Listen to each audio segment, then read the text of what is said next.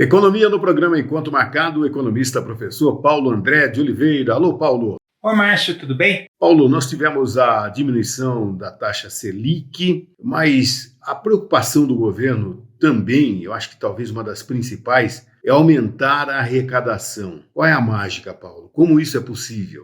De fato, o Banco Central baixou a taxa de juros, a taxa Selic, e isso daí tem vários efeitos da economia. Um dos efeitos é estimular um pouco a economia, apesar de ainda ser uma taxa de juros muito elevada, mas nós aparentemente estamos numa trajetória de queda da taxa de juros. Tem um efeito também nas contas do governo. Como o governo empresta dinheiro a essa taxa de juros, ele vai conseguir fazer sobrar mais dinheiro no caixa, né? Porque o governo ele paga juros da dívida pública e ele mesmo determina a taxa de juros. Poderia se falar assim, mas por que ele não deixa uma taxa bem baixa? Primeiro, porque ele desestimula a emprestarem dinheiro para ele, e segundo, que ainda existe um objetivo da taxa de juros elevada, que é controlar a inflação, né? Desestimular o consumo. Aí você pode pensar assim, mas o governo vai sobrar mais dinheiro no caixa, mas ele ainda quer aumentar a arrecadação? Sim, porque o governo tem como objetivo zerar o déficit público, não a dívida pública. Déficit público é fazer sobrar dinheiro no caixa mensalmente ou pelo menos anualmente. Atualmente nós estamos aí com um déficit de aproximadamente 153 bilhões de reais. Então, quando o governo tenta reduzir o déficit público, ou ele aumenta a receita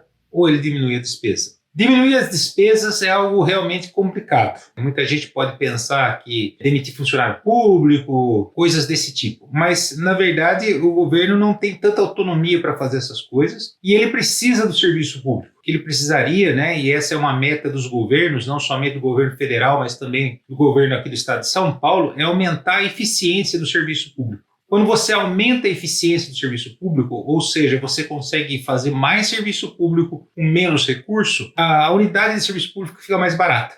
Então, é uma forma aí de você reduzir os gastos públicos, melhorando a quantidade de serviço por unidade gasta. Então, a gente tem que ter também uma política de resultados.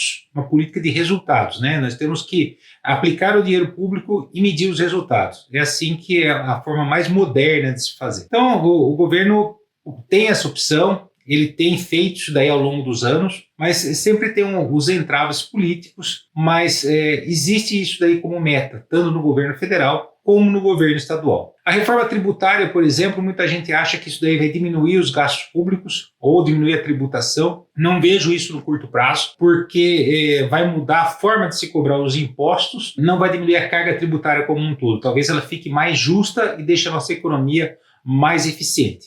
São coisas que estão em pauta, mas ainda tem muito que acontecer para melhorar. Então, na minha forma de ver, melhorar a gestão pública também com mais eficiência é uma forma de reduzir os gastos públicos. É isso aí.